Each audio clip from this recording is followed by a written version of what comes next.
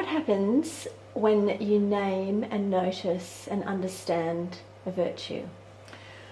The importance of naming a virtue is that when a child behaves and we just simply give praise and we say, oh, good girl, or well done, in their brain, the brain doesn't know what they're actually praising. They feel good because they've been praised.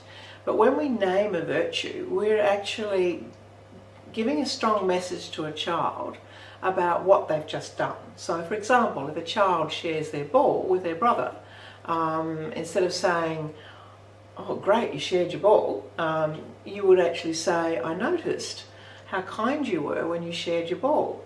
So that it's the idea that you're naming what the virtue is and what is the action that is actually important in that particular virtue. The other reason for this is that scientifically they know that the brain stores all of these actions in the front part of the brain. And when we are then faced with a similar situation, we now have a repertoire. So it's like a set of filing cards in our brain that we can now be stimulated. Oh, I'm in this situation, my brother wants to play with the ball, I need to share it. So we've already enacted that particular situation. So it's far easier to be able to name this with the child when you see it happen naturally.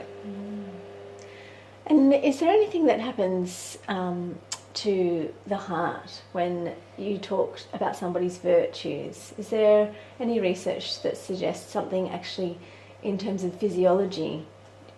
Yes, there's some interesting research that's been done by the Heart Maths Institute, and what they have found is that there is a total change to the heartbeat when we are able to name a virtue in somebody else. And when you say, oh, thank you for being so kind to me, or we describe, to the other person as saying, oh, thank you for your kindness, in helping to look after my children, you immediately feel good, but also the person who observes that same action has that same, they call that elevation.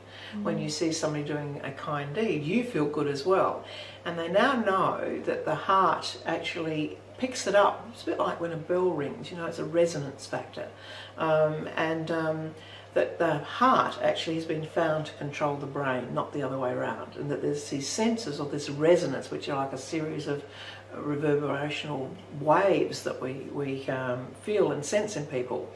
And when you name this, the heart immediately, the heartbeat goes into a very even rate. And they've been able to measure this. And so that we can do it simply ourselves, is that we're feeling nervous or upset. We simply visualise being appreciated. And immediately they've been able to observe on these heart monitors, the heartbeat goes into this even rate. Now the value of that is that it actually helps balance the immune system, it balances the stress level in the body. And so you can see why it's so critical that we start to name these virtues in very young children when we see the action.